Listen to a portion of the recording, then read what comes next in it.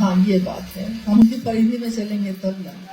लेकिन रिश्ता महादेव से ऐसा मत बनाइए कि महादेव दे तो बहुत अच्छा है और जिस दिन ना दे तो खराब हो जाइएगा महादेव।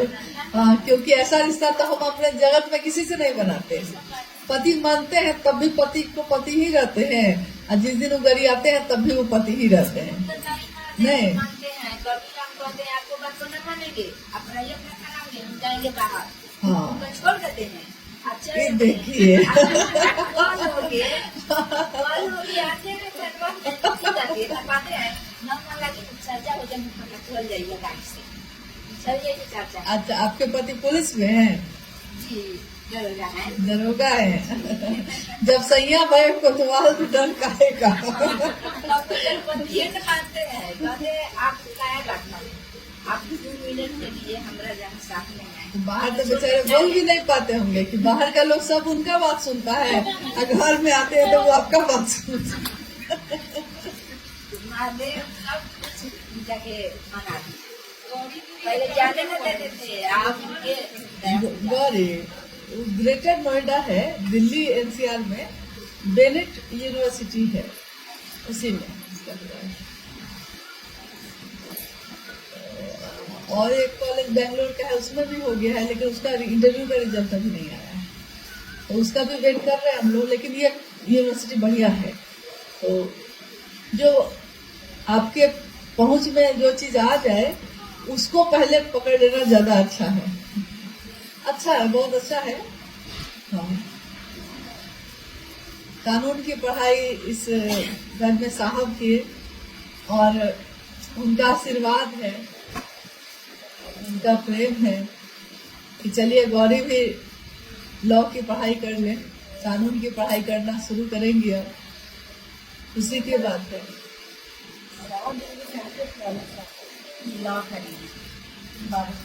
हम बोले नहीं, इतने साल पहले भी साहब ने जो बात कही है, मेरा मन पूरा विश्वास करता है कि उन्होंने जो बात कही है वही होगा। इसीलिए आज इतनी हलचल होते हुए भी एक क्षण का भी मेरा मन इस बात के लिए चिंतित नहीं होता है कि कौन छोड़ देगा, कौन चुनवा बना लिया, कौन क्या कर लिया। इस बात के लिए हमको चिंता नहीं होती है। आदमी है, तकलीफ तो होती ही है, लेकिन चिंता नहीं होती है कि क्या होगा, कैसे होगा, क्योंकि हमको पता है कि साहब ने कहा है कि एक दिन शुरुआती दौर में शिव की शिष्यता में लोग बटेंगे जरूर, लेकिन एक दिन ऐसा होगा जब सारे लोग एक हो जाएंगे, सारे शिव के शिष्य एक मनसा वाचा करना चलेंगे। उन्होंने कहा है, इसलिए ये बात होके रहेगी। अब उसके बीच में हम लोग को जितना एक दूसरे से लड़ना होना है लोग लड़ ले, लेकिन होना वही है जो वो चाहे, होगा वही जो उन्होंने कहा है। हाँ, तो क्यों इसके लिए चिंता आप करें।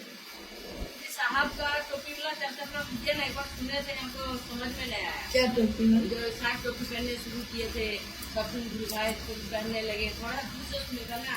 अच्छा नहीं आया था सुनने का, और कि राधा ही से थोड़ा बोले तो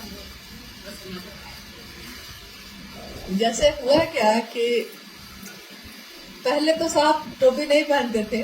ठंड के समय में हाथ से जो बुना हुआ रहता है ना टोपी, काले रंग की या सब कभी कभी सफेद, ज्यादातर काले रंग की, तो माँ बुनती थी। माँ को बुनने आता था खूब अच्छा, तो ऊन से बुनती थी। तो ठंडा के समय में साहब के सिर में ठंड लगती थी तो ठंडा में पहनते थे वो टोपी को। लेकिन जब माँ नीलम आनंद 17 जून 2005 को शिवलीन हुई तो बाल छिलाया जाता है ना, तो साहब ने उस समय सफेद रंग का रुमाल अपने सिर पे बांधा और उन्होंने कहा, हॉल में हम लोग बैठे थे तो साहब ने कहा कि ये मैंने नीलम की स्मृति में बांधा है तो ये बांधा रहेगा, पता ये रहेगा अब। लेकिन हुआ क्या कि कुछ समय के बाद अब कार्यक्रम में जब भी हम लोग जाते थे साहब के साथ, तो रास्ते में साहब जैसे आ रहे हैं, कार्यक्रम होना है, महोत्सव होना है, तो रास्ते में लोग रिसीव करने आते हैं ना, तो 50 मोटरसाइकिल पे 100 गाड़ी, 10, 20, 100, 50 जितना भी गाड़ी है, सारे के सारे लोग माथा पे सफेद रंग का बांधे हुए हैं। देखते देखते साहब उब गए कि हम क्यों बांधे, हमसे पूछा तुम, हम क्यों बांधे, मेरे बांधने का कुछ कारण था। तो देखा देखी साहब बांध रहे हैं तो हम भी बांधेंगे। तो देखा देखी सबने सफेद रंग का रुमाल बांधना शुरू किया। फिर बाद में उसके बाद साहब ने कहा कि अब मैं रुमाल बांधूंगा ही नहीं, मैं छोड़ूंगा तो छोड़ेंगे लोग कि नहीं। तो उन्होंने काले रंग की टोपी, हाँ, कपड़े से सिलवाई गई। तो साहब ने कहा ये ठीक लग रहा है मुझे, तो मुझको ये पसंद है, अब से मैं यही पहनूंगा। उसके बाद वो गर्मी हो, बारिश हो, ठंडा हो, लेकिन ज्यादातर जगहों पे साहब काले रंग की टोपी पहनने लगे। देखा देखी बहुत लोग पहनने लगे। फिर काला रंग का टोपी सब पहनने लगे। जैसे साहब बैठते शिव चर्चा में, लोग वैसे बैठने लगे। जैसे साहब को गले में प्रॉब्लम है, मतलब उनको गले में फुंसी जैसा कभी कभी हो जाता है, बोलते समय ना गला सूखता है उनको, तो इसके लिए ग्लास में पानी, थोड़ा हल्का सुसुम पानी हमेशा हम लोग रखते थे कि जैसे ही उनको गले में सूखा जैसा लगता था तो वो हाथ बढ़ा के पानी का ग्लास लेके 2 घूंट पी लेते थे, फिर रख देते थे। अब देखा देखी लोग ग्लास का पानी मंच पे, गुरु मंच पे रखने लगे। पानी का बोतल लेके लोग दौड़ने लगे। वरिष्ठ गुरु भाई आए हैं तो पानी का बोतल लेके लोग दौड़ने लगे, ग्लास में पानी लेके जाने लगे। ये भी साहब ने देखा।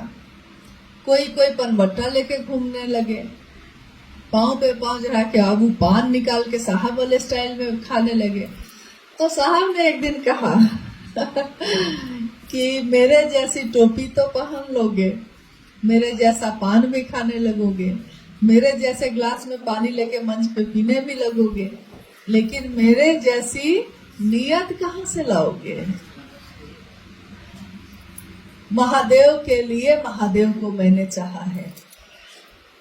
महादेव को चाहने में मेरी नहीं थी कोई लोकेशना, न वित्तेषणा, न तो जो चतुष्टय होता है ना, अर्थ धर्म काम मोक्ष की कामना, ये सारी चीजें तो महादेव को गुरु बनाने और उनका काम करने के पीछे मेरी ऐसी कोई मनसा कभी थी ही नहीं, न है।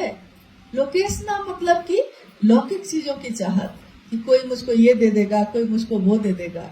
वित्तेषणा मतलब कि रुपए पैसे व्यापार का कोई काम, ऐसा मैंने शिव चर्चा में कभी किया ही नहीं।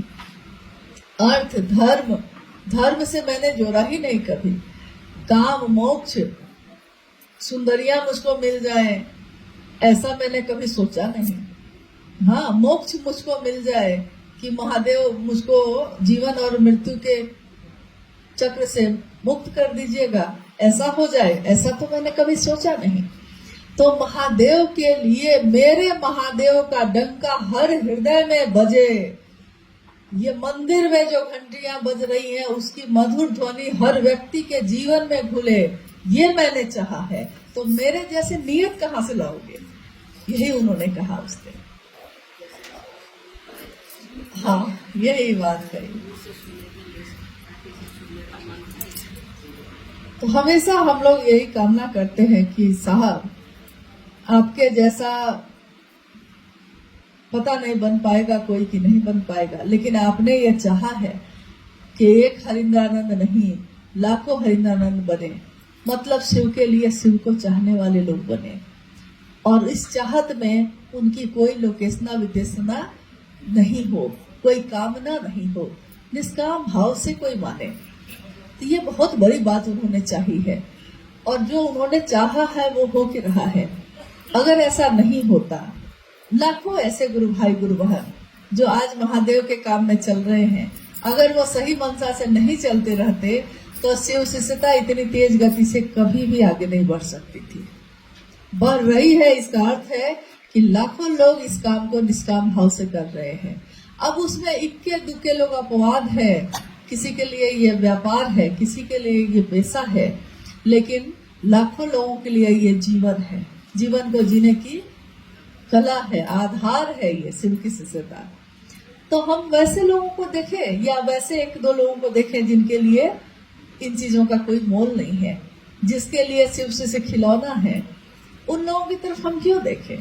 हम उसकी तरफ देखें जिसके लिए शिव शिष्यता उनका परिवार है, शिव कैसे से उनका परिवार है। कौन है? तो साहब और माँ नीलारानी। साहब और माँ के जीवन में परिवार के नाम पे सिर्फ अपने 4 परिवार या रिश्ते नाते नहीं थे, उनके लिए शिव शिष्यों का परिवार ही उनका अपना परिवार रहा है। तो हम लोग उनको देखें, उन्होंने क्या कैसा परिवार बनाया, उनके बगिया के फूल कैसे खिले हैं। और एक फूल जब खिलता है तो आप देखी होंगी कि एक फूल अगर खिला है और वो मुरझाता है, यानी उसका एक जीवन है ना, मुरझाया है ना, वो मुरझाने के समय तक उसमें असंख्य बीज पैदा होते हैं। वो खुद मुरझा के एक फूल अगर गिरता है तो उस एक फूल से असंख्य बीज पैदा होते हैं। उसको फिर से जमीन में लगा दीजिए तो कितने फूल फिर से पैदा हो जाते हैं। तो शिव के शिष्य जो भी सही मंशा से चल रहे हैं, वो देखने में जो एक लग रहे हैं, वो एक शिव के शिष्य लाखों लोगों को पैदा करते हैं। तभी गति चल रही है, तभी महादेव की दुनिया बनी हुई है। तो हमारी दुनिया में महादेव रहे, इसकी कामना साहब ने की है। तो साहब की इस कामना में, इस चाहत में हम सब भी अपनी चाहत मिलाते हैं। हे साहब, आपने महादेव के लिए महादेव को चाहा, हम सभी भी महादेव के लिए महादेव को चाहे, इसी का आशीर्वाद दे दीजिए।